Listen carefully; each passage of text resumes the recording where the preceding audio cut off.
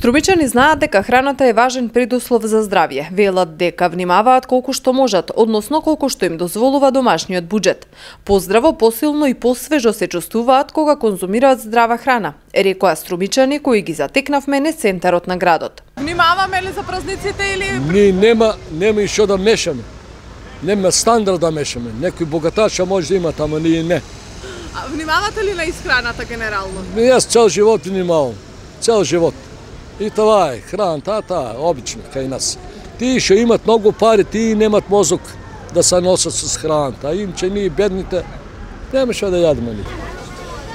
Што најдеме, това јадеме. Внимавам, ако има пари, на всичко знаеме да јадеме. Па ташно внимаваме на храната, ама пак ме воки лажа. Тоа е. Внимаваме, да, внимаваме. Да. Еве овие новите трендови за детоксификација, за храна без глутен, дали ги сметате, дали ги почитувате, дали некои посебни правила? Не, во толку не баш, али сепак внимаваме на храната и на годините, за да можеме малку повеќе време да преживееме, тоа е. Внимаваме секогаш. Па да ти кажем, нема посебни правила, ама за това што можеме да си го допуштаме.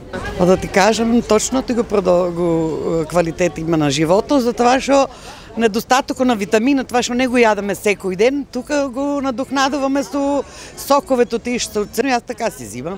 Некои мои замисли са тие. И ленино семе си стално потребувам, го пием со кефер и да ти кажем супер ми. Това ми е многу добро. И това си го стално конзумирам, немам секој ден нели да купувам точно витамина и така би е това побрза храна и така. Скоро се едногласни дека квалитетот на денешната храна е послаб во однос на минатото. Кога станува збор за градинарското производство и воопшто за земјоделството, сметаат дека продуктите се полни со пестициди и вештачки ѓубрива. Всичко е вештачко, и воздухот е вештачко. Храна, вода, се е вештачко. Не е како едно време што беше. Јас сум старата генерација што знам што е. И лебо не е вештачко. Мислам не е природен. Дали е квалитетот на храната ист како порано? Па, исто е. По-вештачки е. Не е како порано. Сега. Шом се прска, знаеш какво е. Не е исто, не е исто.